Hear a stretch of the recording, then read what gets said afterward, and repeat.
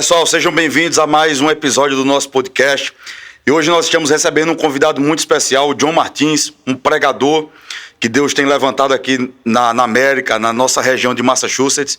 Eu tenho certeza que esse episódio vai edificar muito a sua vida. O John tem um testemunho de vida extraordinário e eu tenho certeza que nós vamos aqui liberar muitas chaves para a sua vida. Amém. E isso vai te abençoar muito. John, seja bem-vindo. Amém. Muito obrigado por ter aceitado o convite. Muito obrigado, Wallace, por esse convite. É uma honra fazer parte do Edificast, né? Edificast, como que fala? É assim mesmo?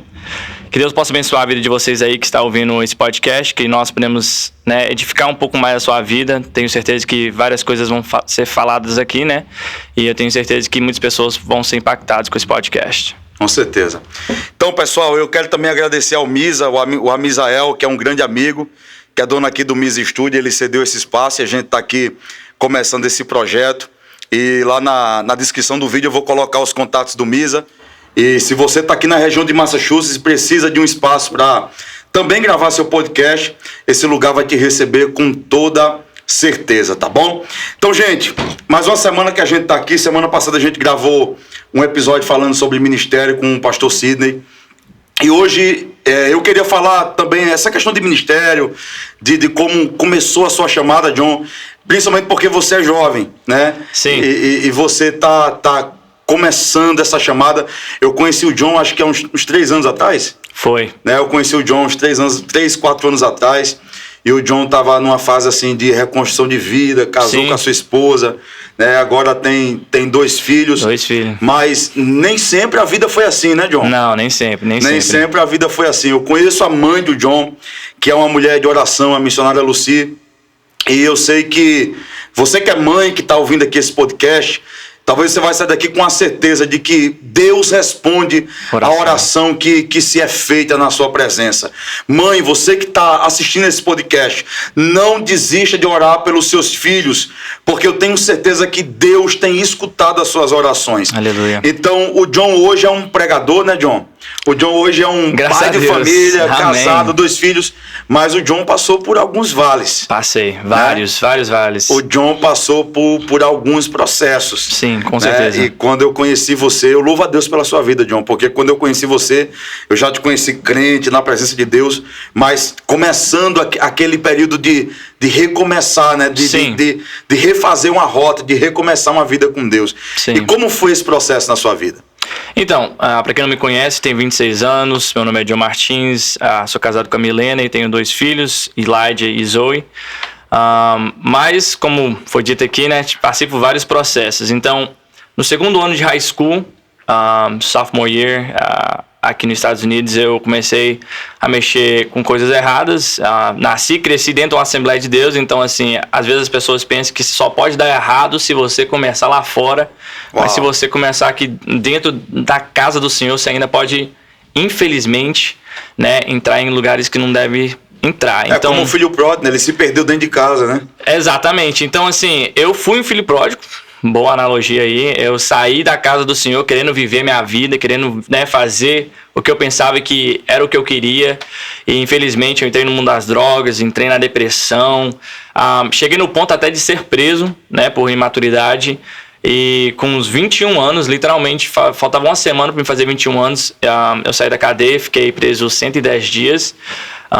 E a primeira coisa que eu fui fazer quando eu saí da cadeia foi para o círculo de oração, junto com minha mãe, missionária Lucy. Gosto de falar que ela é missionária do coque, porque é aquela ali quando ela começa a marchar, sai da frente. Mas assim foi o recomeço, né? Infelizmente, a gente tem que ser sincero. Sim. Eu acho que quando alguém quer recomeçar, muitas pessoas vão duvidar. Entende? E sabe, John, e tipo assim, eu acredito que isso não é vergonha a gente falar do que a gente venceu. Exato. Né? Porque a gente precisa entender que o nosso testemunho, ele pode curar alguém que está passando por aquilo que a gente passou. Então eu acredito assim, todas as vezes que a gente expõe aquilo que a gente venceu, a gente está ajudando alguém a vencer aquilo que a gente já venceu lá atrás. Verdade. Né? Concordo. Então assim, todos nós temos uma história de vida que não foi tão bonita para contar. Né? Sim. Senão não seria testemunho. Exatamente, não, com certeza. Né? Então, assim, outra coisa que eu acho muito legal de estar trazendo o John aqui é porque o John nasceu aqui. Então o John é americano, mas filho de brasileiros, né? Yeah. Para quem não sabe, a gente é aqui de Massachusetts, e aqui em Massachusetts tem a... Falei muito rápido, né? Massachusetts. Aqui tem a maior comunidade brasileira dos Estados Unidos, né? Sim. Falam que aí tem quase 1 milhão de brasileiros aqui. Eu não sei se é o certo. Tem bastante. Eu não sei se é o certo, é verdade esse número, mas dizem que tem quase 1 milhão.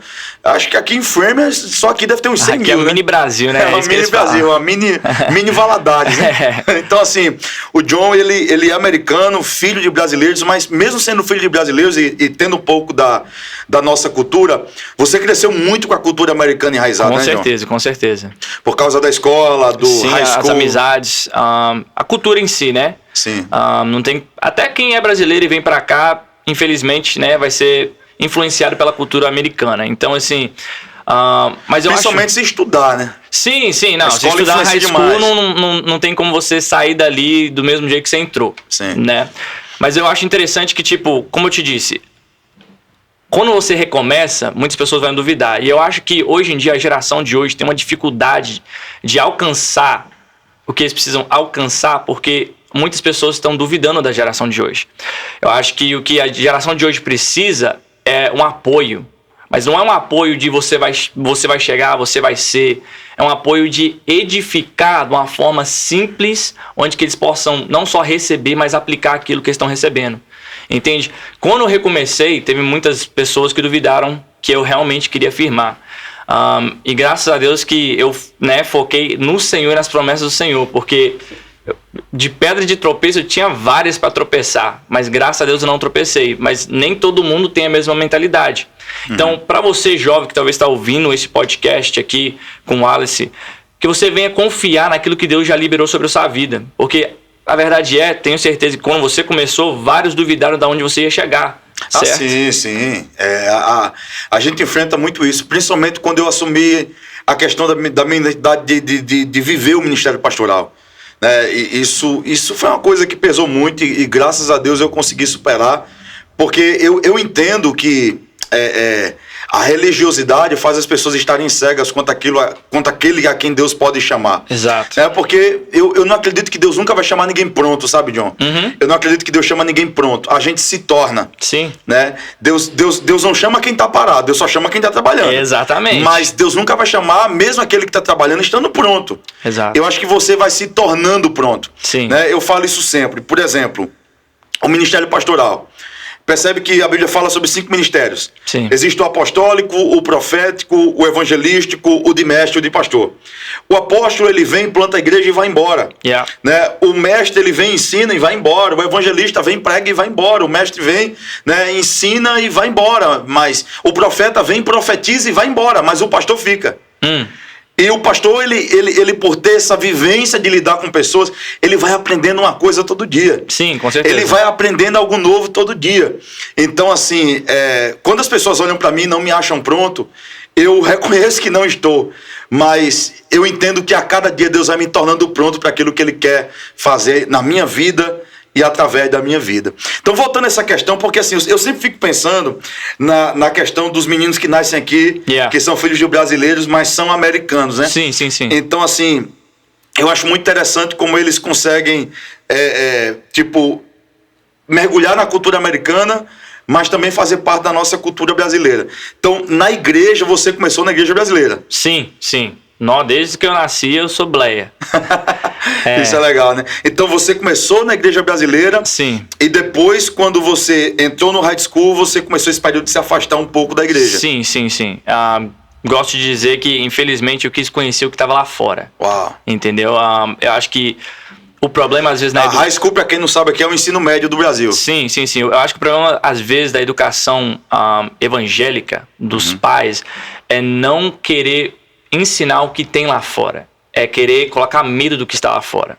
Quando você estabelece medo sobre seu filho e sua filha, eles vão querer descobrir o que está lá fora. Agora, quando você ensina exatamente o que está lá fora e aquilo que está lá fora pode fazer com a vida dela, aí ele não vai ter o porquê ter curiosidade, que ele já vai saber.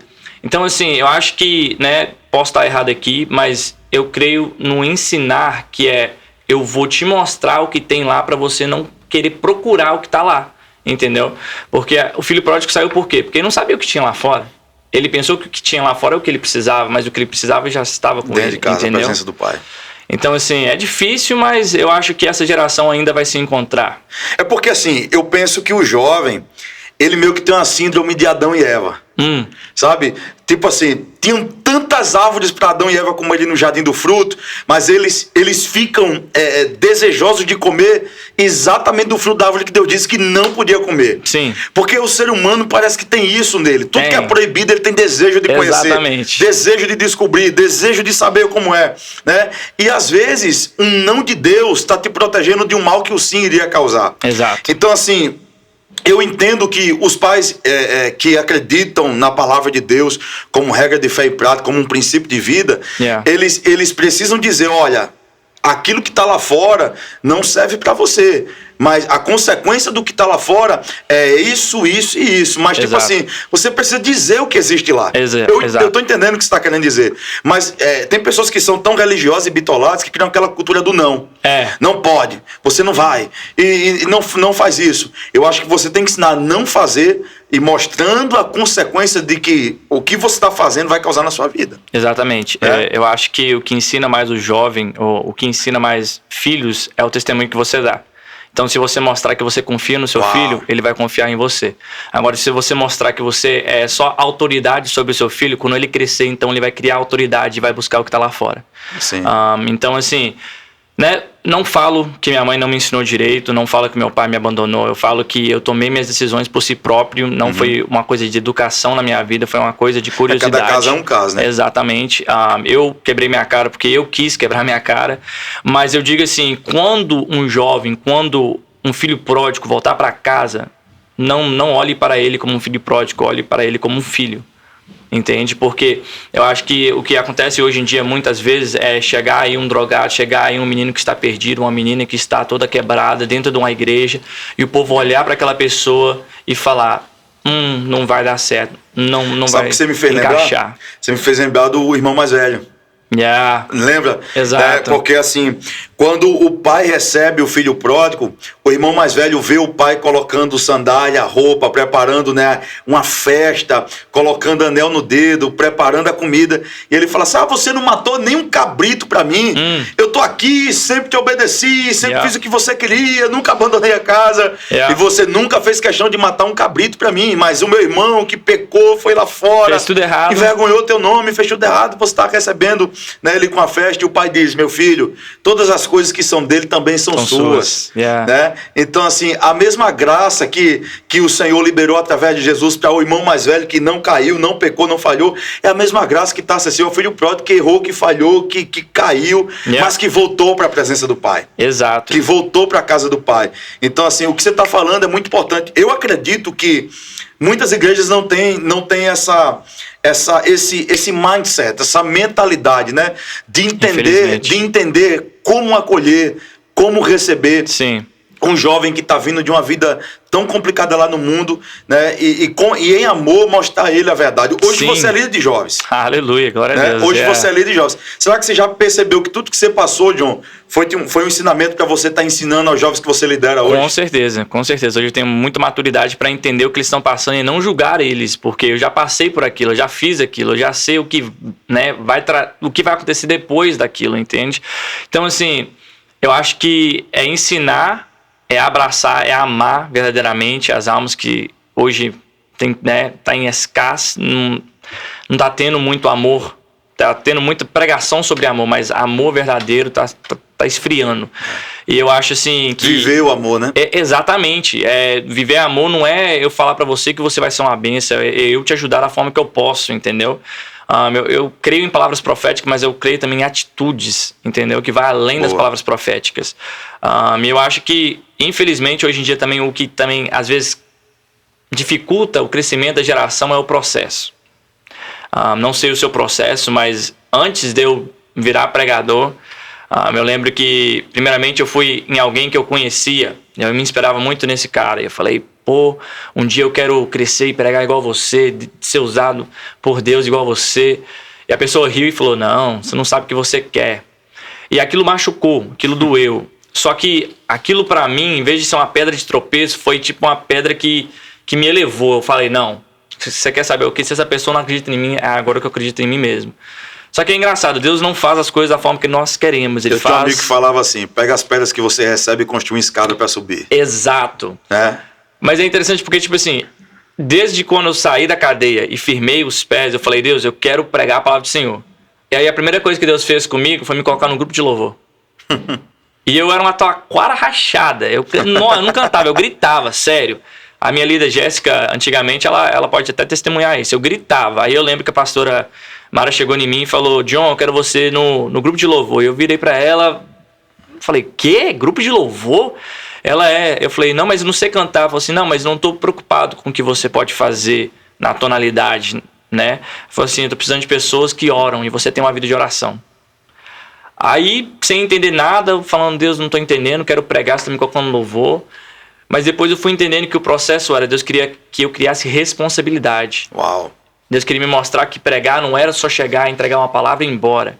Era preparar. Tem que ter uma vida, né? Era chegar na igreja mais cedo. Era viver uma vida de adoração. Uma vida de adoração. Não era só chegar e fazer. Era se preparar, se sacrificar para que o nome dele poderia ser glorificado. Então, eu fui de louvar no louvor para abrir um culto que demorou bastante, viu? A missionária falava assim, quarta-feira...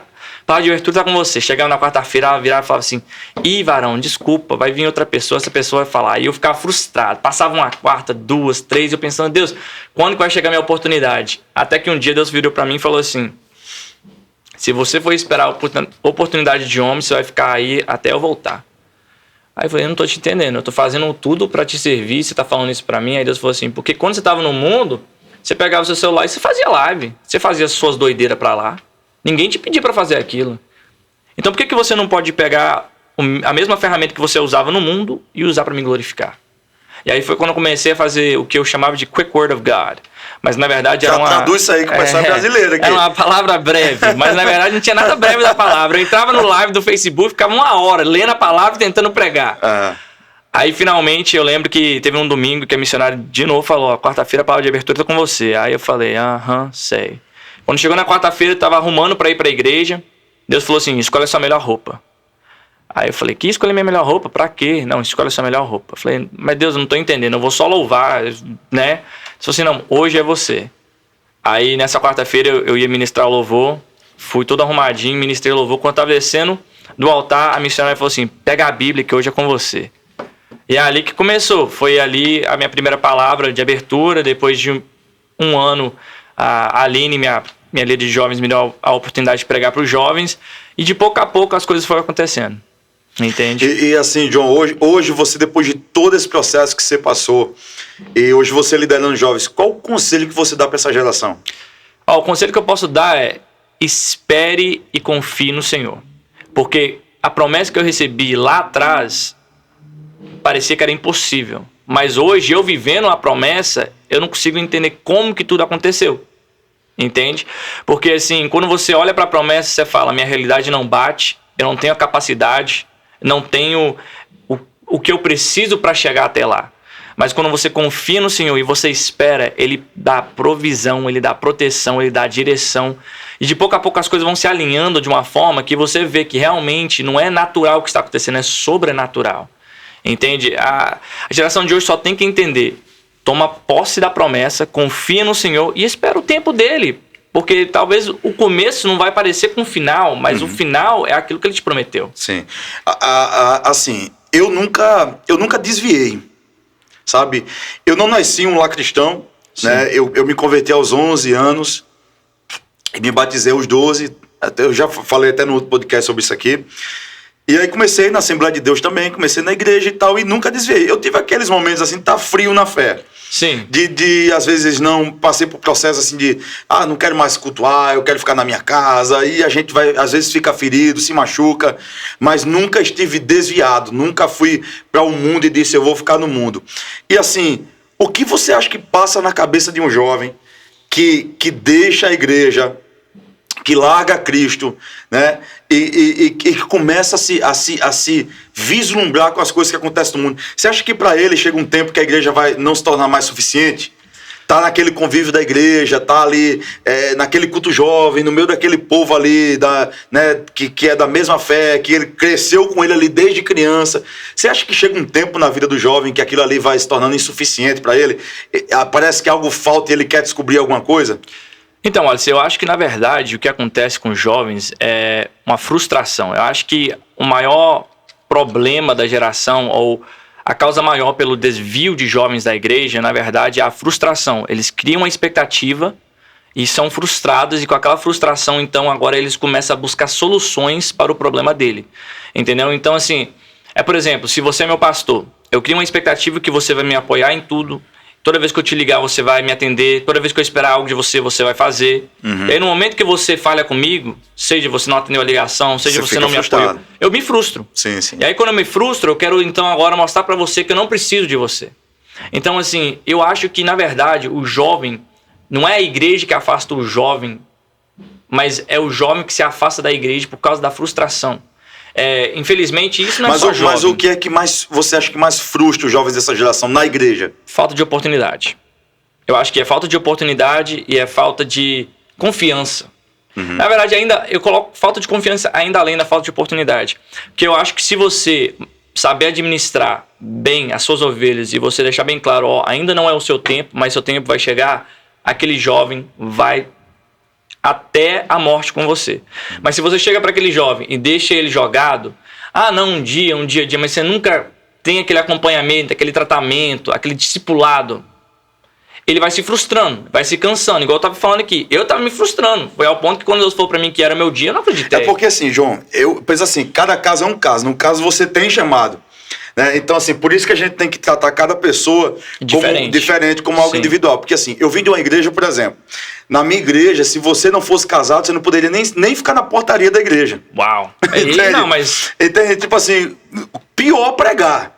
Não, Então, tipo assim... São os padrões. Mas a gente estava na igreja porque a gente amava Jesus. Sim. Eu acho que a geração de hoje, eu posso estar errado, mas a geração de hoje é muito superficial. Eles precisam sempre de um, como é que eu posso falar? De uma injeção, de um atrativo, de um incentivo para estar ali. Sabe? Por exemplo, eu vou em muitas igrejas. Sim. E assim, nada contra a igreja tá preta, cinza. Eu não tenho nada. Pra mim, eu falo sempre, pra mim a igreja tem que pregar a palavra. Sim. Palavra tem que ser pregada. Sim. Mas eu acho que assim, quanto mais você fica tentando maquiar um atrativo para fazer o jovem permanecer na igreja, no dia que ele encontrar uma coisa que atraia mais ele vai sair. Né? Então, assim, eu acho que, na verdade, essa geração está precisando de discipulado, como você falou. Sim, de pastoreio, de mentoria, de cuidado, sabe? Eu não acho que essa geração precisa estar com muito show de pirotecnia. Eu concordo com você. Tem que ter uma atração. Não, porque vamos chamar um DJ para fazer um batidão, um gospel.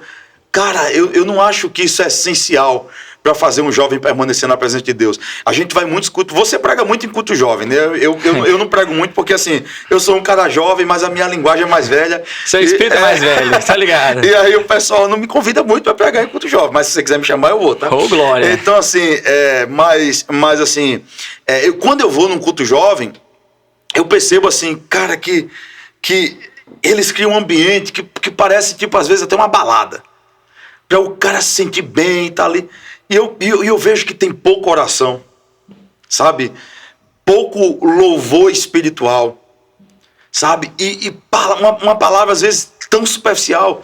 Eu entendo que você precisa falar a linguagem que o jovem fala. Sim. Mas eu não acho que você precisa modificar o que está escrito para fazer o jovem permanecer na igreja. Não, você me entende o que eu tô falando? Assim, eu acho o seguinte, concordo com você sobre o visual. Eu acho que o visual não é tão importante. Eu acho que o essencial é importante. A essência. E quando eu falo essencial, eu digo a presença de Deus, a palavra de Deus, porque pra mim, eu sou muito mais uma igreja pequena, simples, cheia de Deus, com a igreja gigante que só tem visual. Entendeu? E talvez, né, outras pessoas não concordam, mas pra mim, eu não tô em busca de oferta, eu tô em busca de almas. Então, aonde o Espírito Santo está bradando é onde que eu quero estar, cara, entende? Mas eu acho que, concordo com você, tá faltando palavra, mas aí a minha pergunta é, e o que a geração anterior faz sobre isso? Exatamente. Você tá me entendendo? Porque, tipo Sim. assim, é muito fácil olhar pra minha geração e falar assim, a geração tá perdida. Mas aí eu viro pra geração que fala que a gente é perdido e falo, mas então o que você tá fazendo? Exato, tem que plantar Porque sobre ela. é vocês que nos educam, é vocês que nos discipulam, é vocês que nos guiam. Então, se a gente tá dando errado, é porque quem tá na nossa frente também tá indo errado, entende? E eu vejo que, infelizmente, era pra ser a geração antiga, era pra nos discipular, certo? Mas, infelizmente, o que está acontecendo é que a geração de hoje está influenciando a geração antiga. Então, assim, os pregadores que antes era palavra, agora é frase de efeito. É tanta frase de efeito que você não sabe se o cara tá pregando ou dando uma palestra. Você tá me entendendo? Então, assim, eu acho que o que tá faltando pra geração são pregadores que pregam a palavra, mas de uma forma simples. Não é chegar no menino e pregar escatologia, que se o menino não conhece nem Jesus, imagina escatologia. Você tá me entendendo? Sim. Mas ao mesmo tempo não é eu chegar lá e querer dar uma palestra da Apple pro menino sobre Jesus. Não tem nada a ver. É porque as pessoas hoje, elas, por causa da internet, eles estão querendo falar o que viraliza e não o que edifica. Né? Então, tipo assim, a frase de efeito, ela gera um impacto naquele que tá escutando. Eu vou falar uma coisa pra você, tipo assim, os vídeos que eu mais falo de Bíblia são os vídeos que menos alcançam pessoas. Mas não é por isso que eu vou deixar de falar sobre a Bíblia. Exato. Não é por isso que eu vou deixar de pregar a Bíblia. Porque eu entendi que a Bíblia é a única coisa que transforma o homem, nos liberta do pecado e nos leva ao céu. Entende? Então, assim, o que você está falando é extraordinário. E verdade. A gente está vendo esse tempo, né? Essa geração do Instagram, essa geração do YouTube, do TikTok, do Facebook. Então, assim, eles não querem mais pregar a palavra. Não. A palavra confronta, não, porque a palavra machuca. Sim. Não, né? Eu falo sempre, a gente quando lê a Bíblia, essa geração de hoje, ela tá querendo modificar a palavra para adaptar a palavra a essa geração. Modernizar, né? Modernizar. Você viu, Jesus chegou na mulher adúltera, e disse assim para ela, mulher, onde estão os teus acusadores? Mas antes de falar isso para a mulher, ele olhou para a multidão e disse assim, quem não tiver pecado, atire a primeira pedra. Aí você vai pregar uma pregação dura para alguém hoje, ele fala assim, irmão, mas quem não tiver pecado, atire a primeira pedra. Só que a última fala de Jesus no texto, que foi para a mulher adúltera, depois que a multidão vai embora e que ele diz onde estão os seus acusadores, foi, perdoados estão os teus pecados, vai e não peques mais. Exato. Então, assim, a palavra nos consola, né? Mas a palavra também nos confronta. Sim. O Jesus que consolou aquela mulher pelo que ela tinha feito foi o Jesus que confrontou ela para ela não voltar a fazer o que fazia. Sim. Você está perdoada, minha filha, Sim. mas eu não quero que você volte a adulterar. Exato. Eu não quero que você volte à lama que você vivia. Então, será que essa geração tem a coragem de pregar uma verdade tão dura como essa verdade que Jesus falou para aquela mulher? Então, eu creio que ainda tem os remanescentes, né? Eu creio que ainda tem. Eu tô procurando Jesus, paz e amor, que esse povo fala aí. Só paz e amor. É aquilo. As pessoas vê eu, pensam assim, a vida deve ser leve, deve ser suave, não deve passar pelos problemas que eu passo, mas só Deus sabe o que você passa, o que eu passo, você tá me entendendo? Então, assim, é entender que viver com Deus é viver o impossível, mas é viver provas também, entendeu? É viver coisas extraordinárias, mas também é passar por cenários difíceis, entende? Uau. Então, assim, eu acho que o problema é criar uma expectativa que com Deus eu não sofrerei nada. E, na verdade, com Deus você vai sofrer tudo, mas você vai vencer, entende? É difícil entender, porque hoje em dia a palavra mais popular no nosso meio é avivamento. Mas se você agora fala sobre o que é um verdadeiro avivamento, as pessoas não querem isso. Sim. Eles querem barulho, eles querem movimento, eles querem viralizar, entendeu? Mas agora, arrependimento, rasgar o coração, entendeu? Ser verdadeiro, confessar pecado. Porque avivamento verdadeiro é quando você rasga o seu coração, é quando você se arrepende.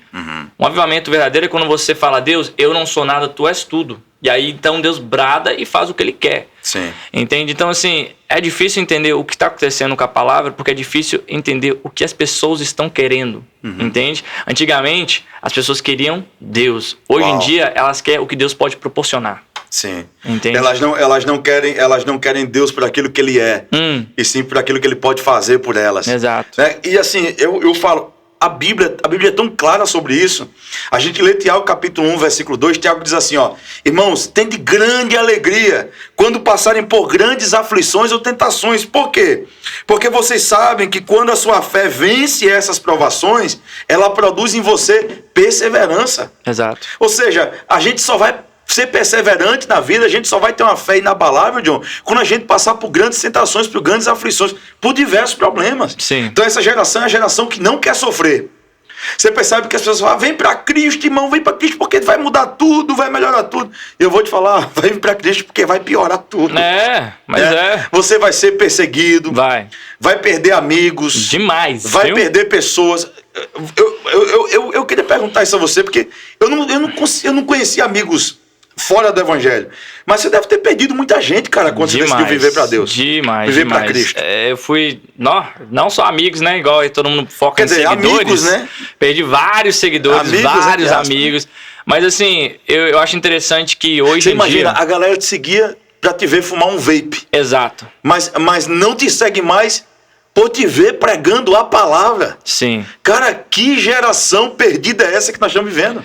É aquilo, é querer ver o que você quer ver. Então, assim, se o que eu quero não é o que você tem, então não vou mais prestar atenção. Mas eu acho interessante que os meus amigos, que viram todo esse processo, hoje eles em dia viram e falam, mano, é Deus, sabe? Então, assim, é bom também ver o antes e depois, né? O antes e depois, o que Deus fez. Porque às vezes a gente olha e fala, uau, que legal. Mas pessoas que estavam ali do seu lado, vendo tudo acontecer, falam, cara, não é possível o que aconteceu na sua vida.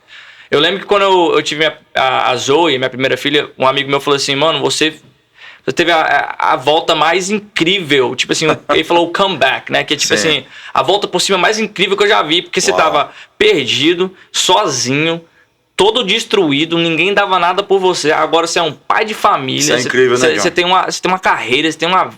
Sabe? Então, assim, eu digo assim, não, você que tá ouvindo e talvez, né, tá perdido, tá quebrado, tá destruído, eu quero só falar pra você assim, pra Deus não há nada impossível. Se você agora está ouvindo isso, está falando, mano, você não sabe o que eu tô passando, tenho certeza que Deus pode fazer na sua vida o que Ele fez na minha. Então, é aquilo que eu falo. Foi uma perca que se tornou um ganho. Sim. É como Paulo diz, né? O que pra mim era ganho, resulta em perca por amor a Cristo. Yeah. Cara, quando a gente vai ler a palavra, por exemplo, eu tô aqui com a imagem, eu acho extraordinário, de como morreram os 12 apóstolos. Sim. Pedro morreu crucificado de cabeça para baixo porque não queria ser crucificado como seu Senhor. Simão Zelote morreu crucificado, André crucificado, Filipe crucificado, Paulo morreu sem cabeça, Bartolomeu sem cabeça, Tiago Justo morreu com espada sendo transpassada do lado dele, Tadeu morreu com machado cortando a cabeça, Mateus também morreu a corte de espada, Matias foi queimado vivo, cara. Tiago menor foi morto a pedrada. E João foi o único que morreu de velhice, mas morreu solitário na ilha de Patmos. Yeah. Né? Todos esses perderam a sua vida, Sim. mas ganharam a eternidade. Exato. Então, John, eu acho que é isso que a gente precisa ensinar essa geração. Sim. Né? Que a gente vai perder muitas coisas aqui nessa terra, mas existe um lugar que está sendo preparado por nós e Cristo foi preparar esse lugar. Então, essa geração precisa ser discipulada, Sim. mentoreada, Sim. ensinada à base da palavra. Eu fui numa igreja, e quando eu não sei se eu sou muito conservador nessa questão, mas eu fui lá, aí na hora que, tipo assim, a igreja estava dando os avisos normais, né? Sim. Os avisos normais. E estava dando os avisos da igreja normal e tal, e quando chegou na hora dos avisos dos jovens, eles apagaram a luz. Aí fez assim, ó, tchau, tchau. Aí eu... que tá acontecendo? Já olhei assim e falei... Aí os jovens... começou a gritar... Cara, foi uma loucura. E ele saía da cadeira e pulava, e um empurrava o outro. E o cara botou uma voz de robô. E eu fiquei olhando assim e falei... ok. Aí eu disse, tudo bem, eu não vou julgar não. Vamos lá, vamos continuar o culto. Na hora que o pastor começou a pregar, cara, um esticou os pés assim lá para baixo, ficou sentado assim na cadeira, roncando, dormindo. O outro empurrava o outro, e o outro começava a rir, e o outro tava nem para a palavra. Eu disse, você tá vendo? O que é essencial não está sendo ministrado. Right. O que é essencial não está sendo ensinado. Sim. Né? Então, assim, eu imagino a responsabilidade que você tem sobre as suas costas. Eu vou falar para você, eu busquei muito em Deus sabedoria, porque já fui, né, liderado antes, e eu acho que a melhor coisa que você pode fazer quando você é liderado é aprender com os acertos, mas também evitar os erros, entende? E tem muitas pessoas que, tipo, enquanto tá sendo liderado, não tá aprendendo nada, porque só tá sendo levado. Não tá vendo aonde está sendo levado, só está seguindo por seguir. Então, assim, quando foi nos dada a oportunidade para mim e para o Arthur, que também lidera os jovens ali em Braintree comigo, a gente falou, mano, vamos trabalhar de uma forma organizada. E aí foi quando a gente pensou, vamos planejar de 3 em 3 meses, já 3 meses completos. Vamos deixar tudo organizado, que se alguma coisa sair do controle, a gente sabe o que a gente pode fazer ali. E aí eu pensei, como que eu posso transmitir uma palavra que não vai ser tão difícil de entender, mas que ao mesmo tempo vai bater no corações deles, entende? E aí foi quando a gente veio com a ideia de série. Vamos falar sobre séries, vamos fazer séries. E rapaz, toda a série Deus tem feito algo extraordinário. Temas, a gente escolhe, vamos falar sobre voltando ao caminho. Porque em janeiro a gente estava passando por uma dificuldade grande, a gente estava recomeçando os jovens. Tinha acabado de perder alguém e agora a gente estava recomeçando os jovens. A gente falou, vamos fazer rerouting, que quer dizer voltando ao caminho. Depois de voltar ao caminho, a gente foi interligando um tema no outro.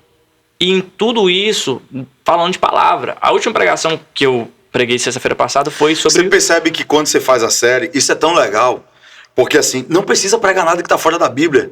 Exato. Eu acho que a série vai dando esse start. Tem tanta coisa para você falar. Você pega os 4 evangelhos, tem tanta coisa para você extrair ali. Por exemplo, você pode fazer uma série, os milagres de Jesus. Exato. Gente, tem tanto milagre que Jesus operou para você pregar. Exato. É para que você está pregando uma palestra motivacional para os jovens? Não é? Não, eu acho assim, o problema é que hoje em dia as pessoas querem inventar muita moda, em vez de seguir o padrão bíblico. Pega a palavra e prega a palavra. Entende? Vai ter palavra difícil de pregar? Vai. Sexta-feira passada eu preguei sobre o erro de Davi. Sim. Qual jovem quer ouvir sobre o erro de Davi? Ninguém. Eles querem ouvir sobre como Davi foi de pastor de ovelhas para rei. Você tá me entendendo? Só que no final teve almas para Jesus. Então assim, o foco não é eu vou te dar o que você quer. O foco é eu vou te entregar o que você precisa. Entende? O meu foco é eu quero ver almas se rendendo no altar. Eu quero ver pessoas sendo transformadas. Entende? Eu não quero lotar a igreja de jovens. Ah, John, legal, você tem 180 jovens. Ok, mas quantos deles realmente estão fazendo uma coisa para Deus? Sou muito mais, John, nossa, só tem 7 jovens, sim, mas os 7, se você colocar no altar, vai fazer alguma coisa. É igual tinha um tempo no Brasil que os pregadores iam pregar, por exemplo, assim, fazia aqueles cultos na praça, na cidade. Tinha um cara no Brasil que fazia isso. Aí ele pegava e lotava uma praça e vem para Jesus e fazia todo aquele emocionalismo e a pessoa ia lá chorando, aceitava Jesus. Mas eu ficava me perguntando, quem pastoreia esse povo? Exato. De que adianta você ganhar tanta gente para Cristo se não tiver quem pastoreie, se não tiver quem cuide, quem mentorie, quem ensine a palavra, quem discipule, né? Então assim, as pessoas elas querem hoje em dia uma igreja inchada. Sim. E não cheia. Exato. Porque inchaço não quer dizer que está cheio. Né? Uma igreja que está inchada de pessoas, ela talvez não está cheia da presença de Deus. Exato. Eu já fui em lugares que estavam lotados de pessoas e a presença de Deus estava longe dali. Né? Então assim, sabe, John, eu acho que a gente tem que focar na qualidade e não na quantidade. Exato, concordo. E há quanto tempo você está liderando esses jovens? Esse ano tá fazendo 2 anos, né? A gente, de frente mesmo um ano, mas de liderar juntos 2 anos. E tem sido difícil, cara. Vou mentir pra você não. Liderar jovens pra mim, eu acho que depois de liderar louvor é o mais difícil. Eu acho que te ensina muito, te mostra o quanto é sacrificar. O que é sacrificar para Deus? Dar o seu tempo, doar o seu tempo. Porque liderar jovens é que nem pastorear. O jovem te liga 11 horas da noite e fala, tô passando por isso, isso e isso, tô precisando disso. Às vezes você acorda de madrugada com um áudio de alguém chorando porque tá passando por... Você tá me entendendo? Então, assim, é difícil. E lá tem muito jovem que chegou do Brasil agora ou a maioria são os que nasceram aqui? Então, é metade. Tem metade que estão ainda se acostumando com a cultura e tem metade que já cresceram nessa cultura. E aí que é o difícil, porque aí você tem que interligar um ao outro, tentar fazer uma união para não ter panelinha, entendeu? E qual é o mais difícil de lidar? O mais difícil de lidar... São os que nasceram aqui ou os que estão chegando do Brasil agora? Com certeza os que nasceram aqui. Porque eu digo assim... Quando eu falo isso para as pessoas, elas não acreditam. Quando você nasce aqui, você tem acesso a tanta coisa. Sim. E quando você nasce no Brasil, você tem tanta dificuldade. Então, assim, por exemplo, eu fui no Brasil ano passado. Foi minhas primeiras oportunidades de pregar no Brasil. O ambiente é diferente. Completamente diferente. O povo está com você na palavra. E isso não é falando mal dos Estados Unidos. Mas a cultura é diferente. Sim. Você fala algo dos céus aqui, as pessoas dão aleluia, glória a Deus. Você fala algo dos céus no Brasil, a igreja para. Tá todo mundo assim... com você na palavra. E assim, não aqui é bem difícil. Aqui realmente eu entendo o porquê que muitas pessoas tentam se reinventar aqui. Não digo que eu faço isso, que eu não tô agarrado com... Eu sempre falo, se você não dá glória, eu vou continuar pregando. Se você não dá aleluia, eu vou continuar pregando. Se você não aplaudir, eu vou continuar pregando. Porque eu não tô aqui para pregar para você, tô aqui para glorificar o Senhor. Mas tem pessoas que se reinventam muito. Eles querem profetizar, eles querem revelar, eles querem fazer muita coisa que talvez não tava... Fica inventando coisa, não tava nem na vontade de Deus, mas porque ele tá vendo que as coisas não tá fluindo, ele quer entrar naquilo, entende? E eu entendo, porque no Brasil talvez fazia pouco e muito acontecia. Aqui faz muito e... Você tá me entendendo? Não consegue. Eu conheço muitos jovens que chegaram aqui e eles chegaram, eram crentes no Brasil, fervorosos, buscavam, oravam, e chegam aqui e se perdem. Se esfria, né? Se esfria por causa da facilidade da vida. Nossa, você vê, um jovem chega aqui, ele vai trabalhar ali na construção, né? Aí... Com um mês comprou já o iPhonezinho dele. Coisa que no Brasil era muito distante para ele. Anos. Aí passa 2 meses, juntou um dinheiro ali e já comprou um carro. Comprou um Honda Civic. Um carro de uma pessoa que é classe média alta no Brasil. Sim. Então, essa facilidade vai arrancando o anseio, o desejo pela presença de Deus nas pessoas aqui. Sim. Principalmente nos jovens. E os que nasceram aqui...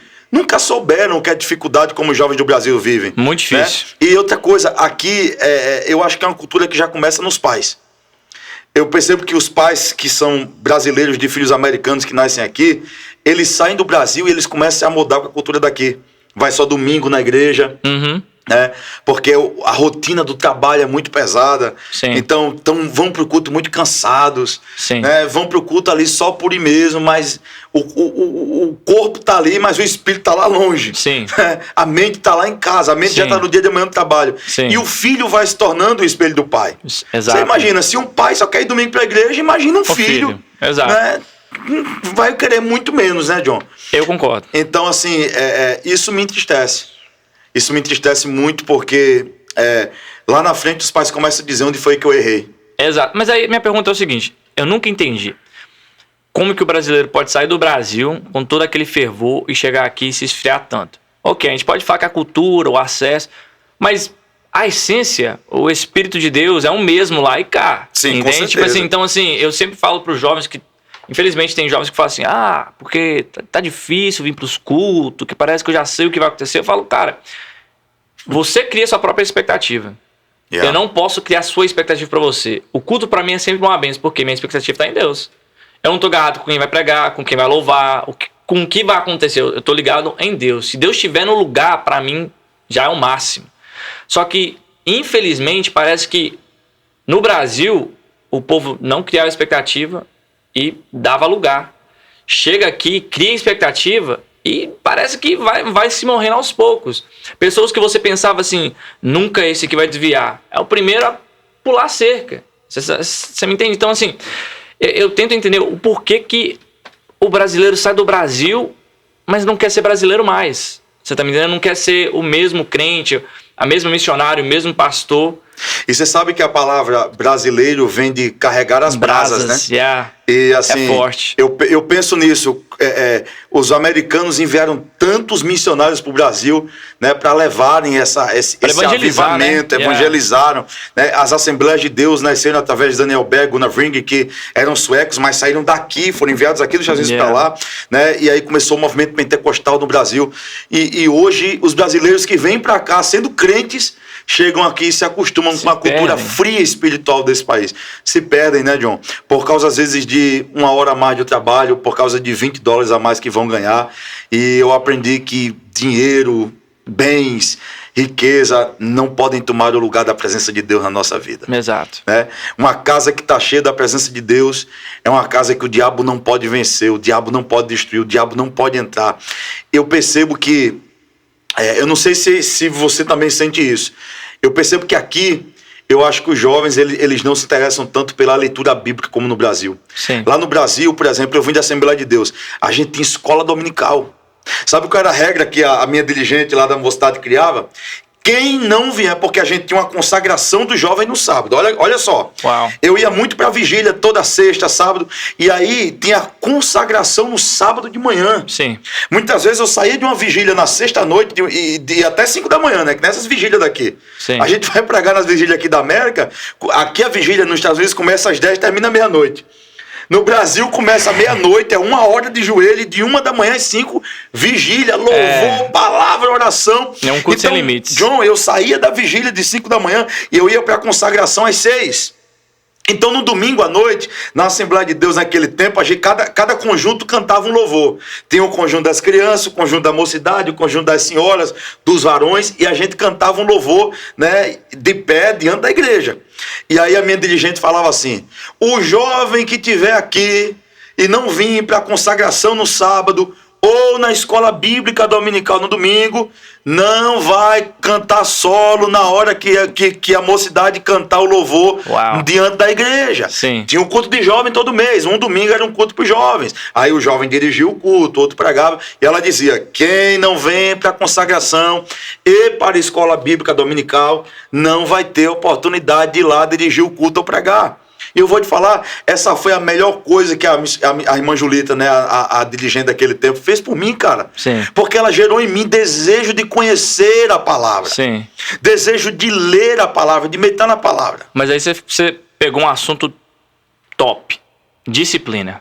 Disciplina, ela gerou disciplina. Disciplina. Você tá me entendendo? Hoje o que falta é disciplina. E isso não tem a ver com os jovens, isso tem a ver com a igreja atual. Você tá me entendendo? Porque hoje em dia é difícil você ver um pastor que tem coragem de pegar o pecador que tá no altar e falar: ó, sei o que você tá fazendo, a partir de agora você senta. Ah, mas tem talento, pastor. Mas tem fama, pastor. Você tá me entendendo? Porque hoje em dia é assim, se eu tenho mais a dar do que perder, eu posso estar fazendo o que eu quiser. Que é difícil você virar pra mim e falar: sabe por quê, João? Os pastores dessa geração estão confundindo carisma com unção. Né? Eles estão querendo pessoas carismáticas e não ungidas. Uau. Você percebe que os pastores que fazem sucesso hoje não é os pastores que vivem em santidade e são cheios de Deus. São os caras que são comunicativos. Sim. Quem tem a melhor oratória, quem tem a melhor comunicação, né? Tem mais alcance, é mais vista, a igreja dele é mais cheia. Sim. E eu acho que nós precisamos fazer uma reforma dentro da igreja, começar do altar. Sim. Nós precisamos arrancar os que têm carisma e talento, mas não têm unção e vida com Deus. Exato. De lá de cima. Exato. E começar a colocar alguém que tem unção, mas talvez não tenha tanto carisma.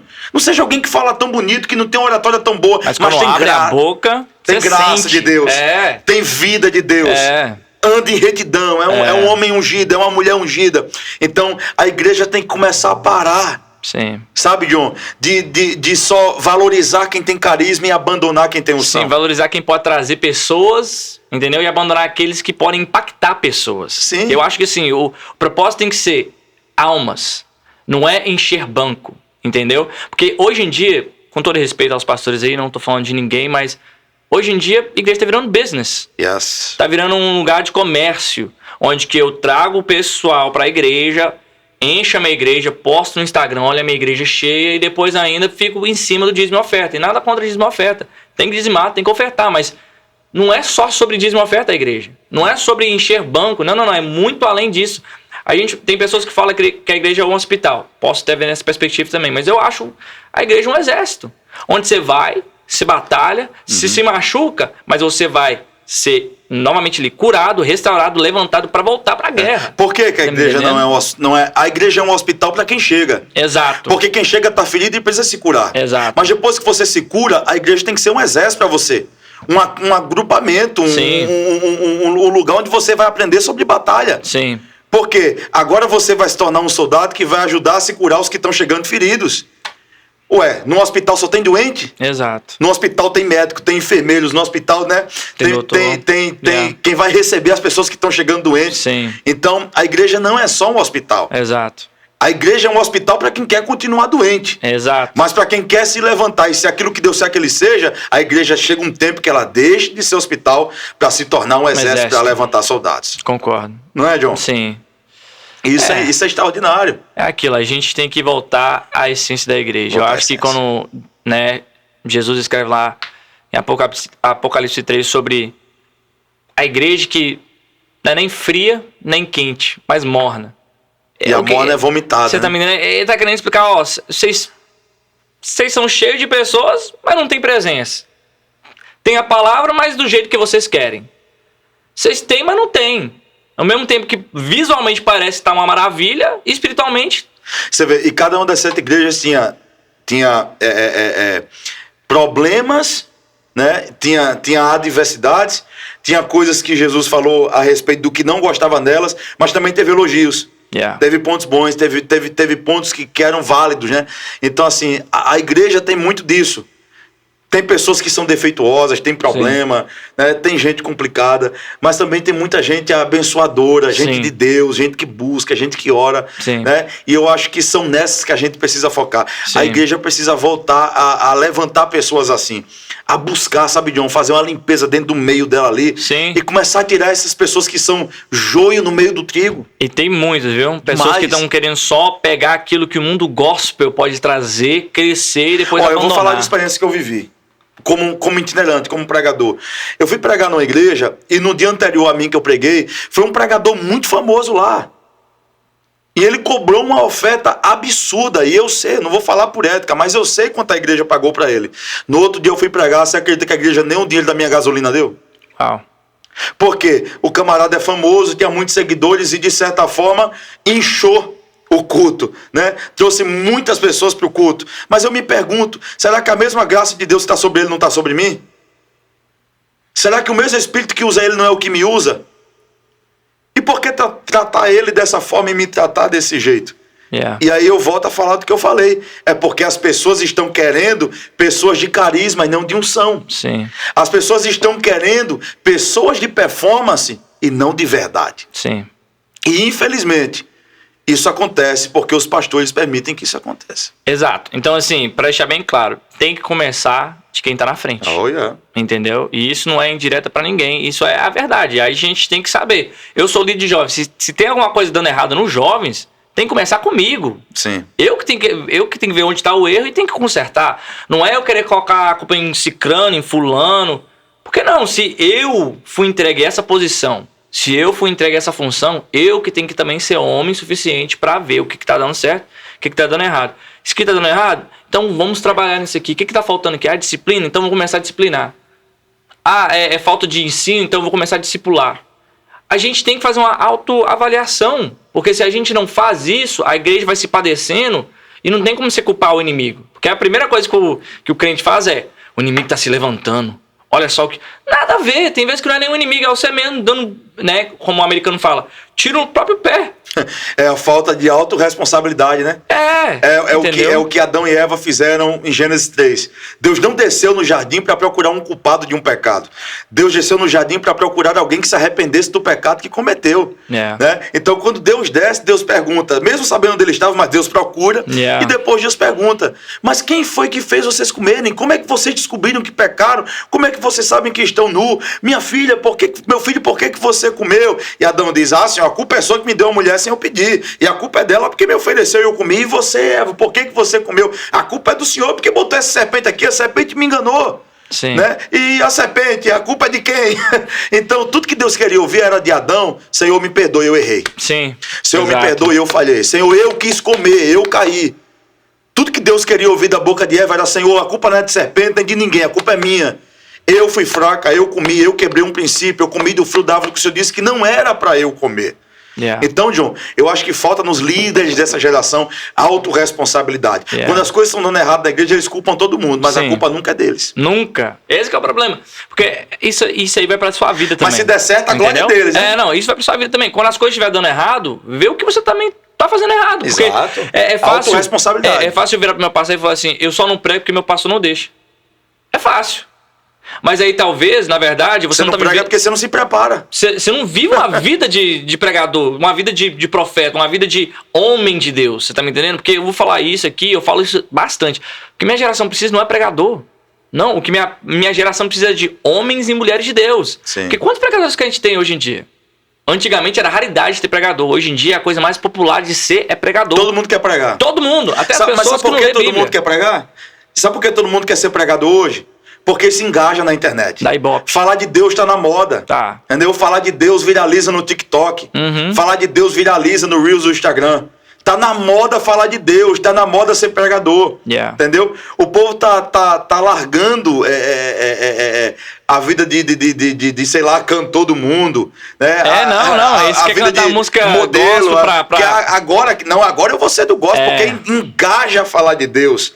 Né? Me dá muitos views falar de Deus. Só que quando o cara sai daquela caixinha da tela do telefone, né, que ele tá ali falando de Deus para alguém através da rede social, cara, é outra coisa. É outra coisa. Né? Quando passa o momento do engajamento, cara, é outra coisa. Outra coisa. Né? Então, assim, são pessoas que estão usando o nome de Deus para ganhar mídia. Exato. Tá usando Deus e não querendo ser usado por Deus. Estão usando. Uau, você falou. Fala de novo, John. Tá usando Deus e não tá deixando ser usado por Deus. É isso. Entendeu? É isso.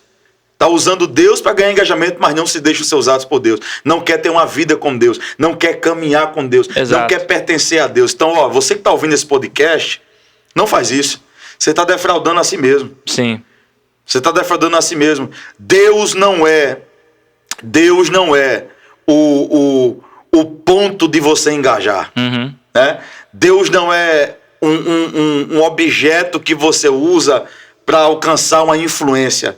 Deus tem que ser sua vida. Yeah. Deus tem que ser seu ar. Deus tem que ser tudo em você. Ele tem que ser prioridade na sua vida. Ele tem que ser sua prioridade. Yeah. Porque eu acho assim, você é pastor. Agora, se você perguntar para mim o que eu sou, eu não tenho título. Não sou diácono, nem obreiro, Mas nem... isso é de menos. Não, mas o que eu tô querendo dizer é o seguinte... Mais vale a função do que o título. Exato. Você tá me entendendo? O título me impede de fazer o que Deus quer que eu faça? Não.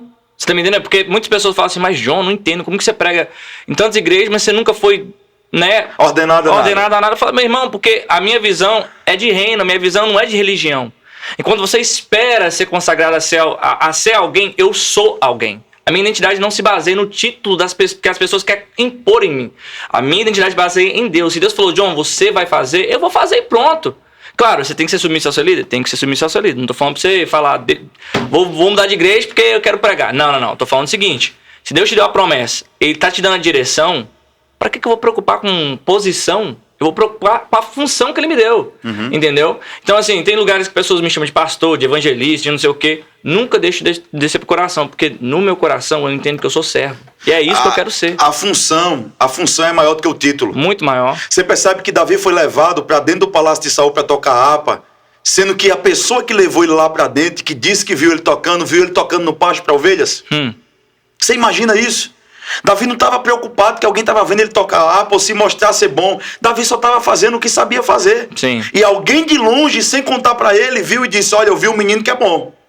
Eu vi um menino que quando tocar, ele vai expulsar os teus demônios. Traz ele pra cá. Ele é bom. Sim. Só que Davi não estava tocando numa arena. Davi não estava tocando num teatro. Davi não estava tocando pra uma multidão. Davi não estava fazendo um show com cachê. Davi estava tocando num pasto para ovelhas. Sim. E alguém foi lá e viu ele fazendo. Exato. Né? Antes de Davi ser ungido, o próprio Deus já tinha visto ele no pasto. Exato. Porque para Samuel, Eliabe era o cara para ser ordenado. Só que Deus olhou, esse cara tem capa de rei. Ele anda como rei, ele fala como rei. Só que Deus do céu bradou e disse, ei, não olha para a aparência, eu conheço o coração. Porque enquanto Eliabe frouxo está lá no acampamento de Saul e muitas vezes tem medo de entrar numa guerra, Davi é corajoso, matou urso e leão sem ninguém saber quando estava cuidando das ovelhas. Exato. Você percebe que isso é tão tremendo? Eu fico imaginando, se Davi tivesse contado a Jessé, e Jessé contado para Samuel que ele tinha matado um urso e um leão para salvar uma ovelha, isso tinha influenciado na unção dele. Teria impulsionado ele. Claro, Samuel não ia duvidar, nem pensar que Eliabe seria ungido. Sim. Ele já ia dizer logo, ó, é o cara que matou o urso e o leão. Só que Davi só conta lá no capítulo após. Sim. Na metade do capítulo 17, Sim. quando ele já está lá levando comida para os seus irmãos no acampamento de Saul, antes de derrubar Golias. Sim, porque até aquilo que está escondido cresce. Uau! Entendeu? E o problema é que a gente quer o projeto visível. A gente quer que o público acredite na gente. Mas na verdade o que a gente precisa é confiar naquilo que Deus já está construindo sem ninguém ver. Entende? Eu falo assim porque você falou de Davi, mas se você for olhar Gideão também, Gideão ele vai sacrificar um holocausto, mas se você for ver, ele não era da tribo de Levi, ele não era sacerdote.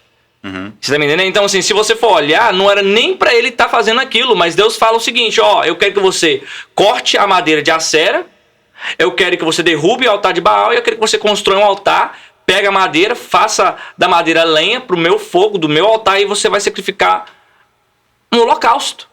Mas ele não era nem da tribo de Levi, nem sacerdote. Porque Deus não precisa de título. Deus precisa de disponibilidade. Sim. Se você estiver disponível, ele pega aquele que não é para fazer aquilo que era para você fazer. Voltando ao que eu falei, Davi. Você não precisa contar a Samuel os ursos e leões que você matou para receber a unção que Deus tem para sua vida. Exato.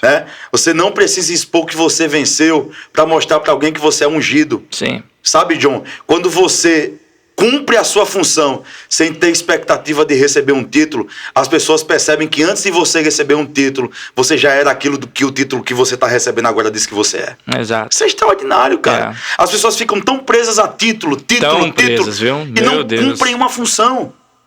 Por isso que a gente vê por aí péssimos pastores que são chamados de pastores, foram ungidos a pastores, mas não cumprem a função de um pastor. Exatamente. Eu digo assim, infelizmente, as pessoas se corrompem por causa disso. Elas se entregam para ter aquilo que parece que é prazeroso, mas às vezes não é aquilo que eles precisavam ter naquele momento. Porque a pior coisa que você pode fazer é adquirir uma bênção que você não está preparado para usufruir dela.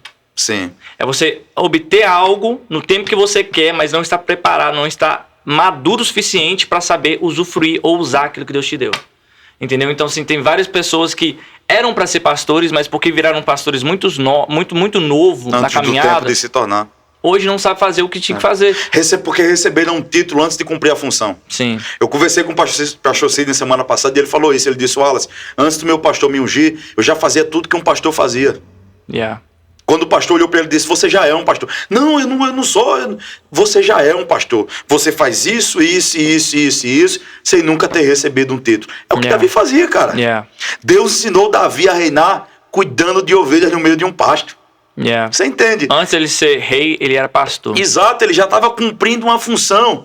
Ele não precisou manipular Samuel. Samuel nem sabia quem era ele. Se Deus não tivesse falado a Samuel que faltava mais um, Davi nem seria apresentado à mesa. Verdade. Salmo 23, verso 5, nem se cumpriria. Deus não ia preparar uma mesa perante os inimigos, ia ungir ele, né, o cálice e fazer o seu cálice transbordar, ungir a sua cabeça com óleo e fazer o seu cálice transbordar. Então a gente não precisa. O Deus que viu o título que os homens já nos deram, viu que a gente já está cumprindo a função de se receber o título. Então pega essa palavra aí, ó. Isso é chave. Tudo aquilo que o Senhor decretou sobre a sua vida é o que importa. Não importa com a multidão, com o zum, com aquilo que viraliza. Se preocupa com aquilo que glorifica o Senhor. Porque aquilo que glorifica o Senhor, vai chegar um tempo que você nem vai imaginar o que você está vivendo. Mas é aquilo. Quem confia na promessa, toma posse e não deixa as coisas desse mundo, né, mudar a direção, que não deixa o mundo, né, te manipular, você vai ver coisas grandes e extraordinárias que nenhum outro homem viveu. João, eu chego à conclusão nesse podcast que a gente fez aqui, que eu acho que sejam jovens, velhos, pessoas que têm ministério ou não, eu acho que a maior deficiência dos crentes dessa geração é a falta de leitura da Bíblia. Eu vou falar por mim. Eu já fui um pregador que não gostava de ler Bíblia. Sim. Como é que eu vou chegar no púlpito e vou pregar? Por isso que tem muitos pregadores aí que vivem repetindo a mesma mensagem. Eu vi um pregador famoso na igreja pregando, e aí ele falava língua estranha na hora da mensagem, brincou com um tecladista, e ele é um cara muito famoso. É um dos pregadores mais famosos do Brasil. E aí ele pregando lá na nossa igreja e tal, o cara pegou, né, fez essa brincadeira com o tecladista, né, e falando as línguas estranhas. De repente eu fui no YouTube e coloquei o nome do cara e perguntei, né, eu botei assim... Fui no YouTube, botei uma pregação no nome dele e apareceu uma pregação. E a pregação era o mesmo tema da pregação que ele pregou na minha igreja. Atos capítulo 10. Ele estava pregando a mesma coisa que ele pregou na nossa igreja há 2 anos atrás, e a pregação estava no YouTube.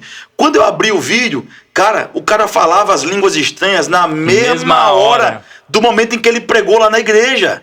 Você acredita que até a brincadeira que ele fez com o tecladista lá na igreja, ele fez com o cara lá da igreja que estava a pregação dele no YouTube? Falei assim, ou seja, um cara que vive pregando a mesma mensagem. É uma réplica de si próprio. É difícil. A igreja deixa de ser edificada? Não. Mas ele está se tornando um pregador perdido. Sim. Um pregador de uma mensagem. Ele está se tornando morno. Um pregador que não mergulha, um pregador que não tem profundidade. Teve um dia que eu tive essa necessidade de mergulhar profundo na palavra. Eu precisava crescer, amadurecer, sabe? Antes de pregar para alguém, pregar para mim mesmo. Sim. Por exemplo, eu tive uma experiência profunda com a Bíblia em Israel. Uau. Em 2019 eu estive em Israel, e eu falo que depois que eu fui em Israel, eu comecei a ler a Bíblia não mais em preto e branco, mas sim em colorido. Uau. E aí, lá eu aprendi na prática, na pele. Lá eu vivi na pele. O texto de João, capítulo 9. Nós estávamos na Ben Yehuda, que é uma rua comercial lá em Jerusalém, e aí passou um judeu ortodoxo adolescente, e a nossa caravana estava fazendo um culto no meio da Ben Yehuda ali, e irmãos dançando, glorificando ao Senhor Jesus, cantavam hinos em português e inglês, e passa o judeu ortodoxo e fala em inglês assim comigo. Ele fala assim, o que vocês estão fazendo? E eu disse, nós estamos cultuando ao mesmo Deus que você serve. Ele disse, você não serve ao mesmo Deus que eu. E aí, ele disse, eu escutei vocês falando Jesus, né? Eu escutei vocês falando Jesus. Ele não é o meu Deus. E ele cuspiu no chão e saiu. Quando ele cuspiu no chão, eu fiquei sem entender nada. Eu disse, por que esse cara cuspiu no chão? A gente não está fazendo nada com ele. E aí o Aviv, que era o judeu, que era ele é casado com a carioca, e ele era o guia, né? Sim, o nosso guia na caravana. Sim. E aí eu perguntei para ele, eu disse, por que um judeu ortodoxo cuspiu no chão quando ele viu ali a gente na Ben Yehuda ali adorando a Jesus ontem? Ele não estava lá. Né? A gente saiu do hotel e fez esse culto lá no meio da Ben Yehuda. E aí eu perguntei ele no outro dia de manhã, quando ele foi nos levar para outro lugar. Uhum. Ele disse, porque tudo que o judeu considera impuro ou idolatria, ele cospe no chão como sinal de rejeição, principalmente o ortodoxo. E aí eu lembrei de algo na Bíblia, cara. João capítulo 9. Você lembra do cego? Uau. Jesus cuspiu no chão e fez um lodo, e fez uma lama, e colocou nos olhos dele, e mandou ele se lavar no tanque de Siloé, e ele foi curado. Porque muitos judeus, né, religiosos, por ele ter uma deficiência, o judeu acredita que alguém que nasce... Impuro, Exato. Uau. O judeu acredita que alguém que nasce deficiente é porque os pais cometeram um pecado. É por isso que os próprios apóstolos perguntam, Senhor, quem pecou para ele estar assim? É forte. É forte? É forte. Pergunta assim, quem pecou para ele estar assim? Foram seus pais? Foi ele? Jesus disse, nenhum dos dois pecaram. Nenhum dos dois pecaram. Então, todas as vezes que os judeus passavam por aquele homem, eles cuspiam no chão. Porque olhavam para ele e diziam, o seu pai ou a sua mãe pecou para você estar assim. E naquele dia Jesus cospe no chão. E o cego está pensando, mais um para fazer a mesma coisa comigo. Só que quando Jesus começa a fazer o lodo nas mãos, com o cuspe dele e o barro do chão, e passa nos olhos dele, eu imagino a emoção daquele homem dizendo, esse é diferente. Porque Jesus não queria só curar a cegueira dele. Sim. Jesus queria curar o trauma que aquele homem carregava de tantas pessoas que passaram por ele, cuspiram e disseram que ele era um impuro. Né? Então assim, quando eu passei por isso na pele, cara, na hora, o texto bíblico na hora acendeu e se tornou claro para mim. Uau. E aí eu entendi o porquê que Jesus fez aquilo. Sim. Né? Que era para fazer totalmente o contrário dos judeus que passavam por ele e cuspiam nele. Era usar aquilo que estava talvez envergonhando ele para honrar ele. Uau. Jesus usou o que envergonhava ele para curá-lo. Uau. Foi isso que Jesus fez. Uau. Então, lê a Bíblia. Sim. Lê a Bíblia. Sim. Não só muda a vida de quem a gente fala dela para a pessoa, mas principalmente muda a gente. Posso te dizer uma coisa? Eu acho que uma dica deixo aqui para os pregadores, se você quer mudar essa geração, conte seu testemunho. Não fica só na palavra, entendeu? Junto com a palavra. Não fica só na palavra. Testifica daquilo que a palavra fez na sua vida. Porque o que mais impacta a minha geração não é só o que você conhece da Bíblia. Sim. É o quanto a Bíblia se aplica à sua vida. Onde eu vou, eu não conto o mesmo testemunho. Porque eu sei que há lugares que precisam de coisas diferentes. Então eu não sempre falo da minha vida. Às vezes eu falo da vida da minha, como que a minha família começou. Às vezes eu falo de uma prova que eu passei 2 anos atrás, onde que eu mais a minha esposa estavam grávidos novamente, pensando que ia ter um filho. Na sexta-feira eu tinha 3 dias para pregar. Ela perdeu o filho. Eu não quis acreditar. Chegou na segunda, descobri que tinha perdido o filho. E no domingo, antes da segunda de confirmar, eu tinha que pregar sobre a filha de Jairo. Mas dentro de mim estava morto, porque eu estava me preparando para o luto que ia passar. Passava-se mais 2 meses, de novo, engravidou, de novo, que perdeu. E eu passando aquilo, pensando, Deus, eu não estou entendendo. É pregar o que vive. Entende? Mas assim, quando chegou a bênção chegou dessa forma. Eu lembro até hoje, a gente tinha uma vigília ali no Pastor Sérgio, aqui em Framingham, e estava uma nevasca. Mas ninguém saía de casa nessa nevasca. Eu pensei, a gente vai cancelar essa vigília, né? Não tem por que a gente sair. Só que aí o Henrique e o pastor Zé falou, não, vamos ter vigília, vamos glorificar Deus. Eu falei, não, então tá. Vim lá de Fall River, 1h30 mais ou menos. Cheguei aqui e falei, Deus, não vai dar ninguém nessa vigília. E realmente deu ninguém. Deu 8 pessoas na vigília, no máximo. Jesus tava lá? Jesus tava lá. É o que importa. Aí eu comecei a pregar e Deus falou assim, testemunha.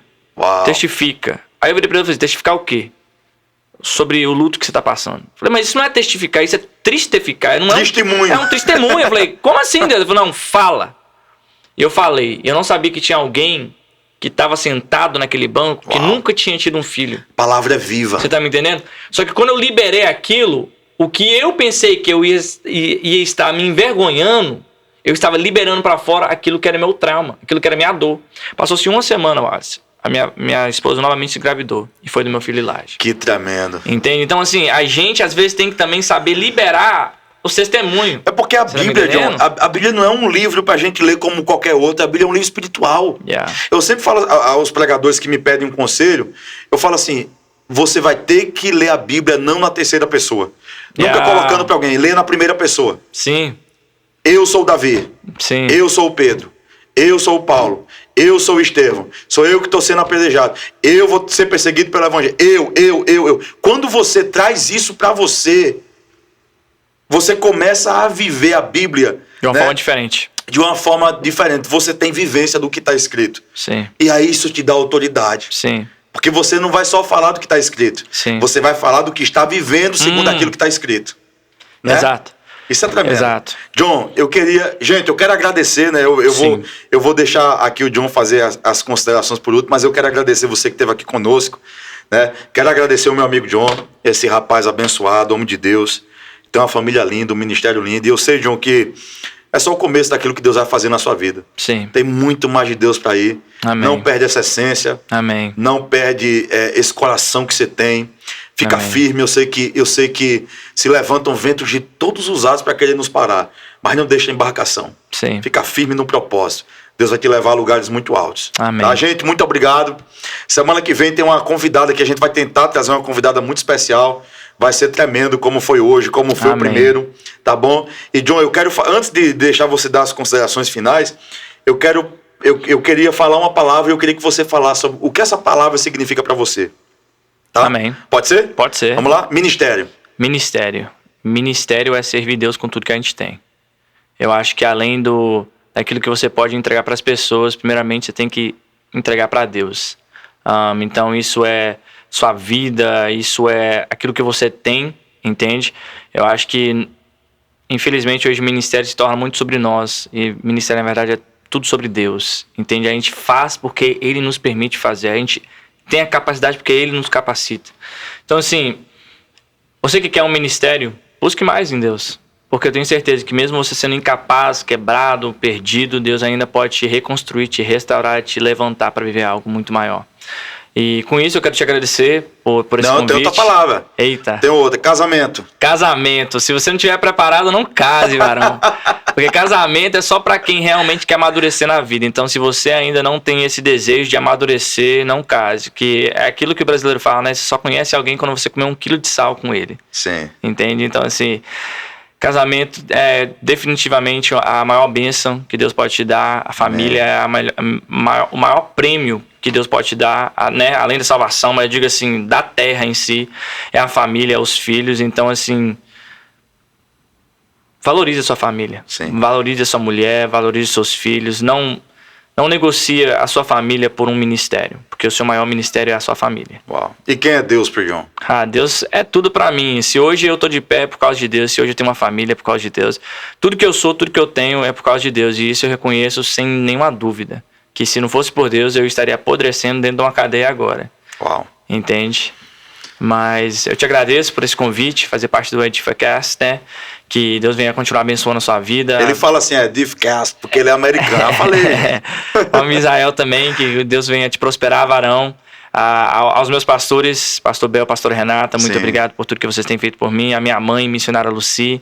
E eu não posso esquecer da minha família, né? A minha esposa, que amanhã é aniversário, então feliz aniversário, amor, Deus te abençoe.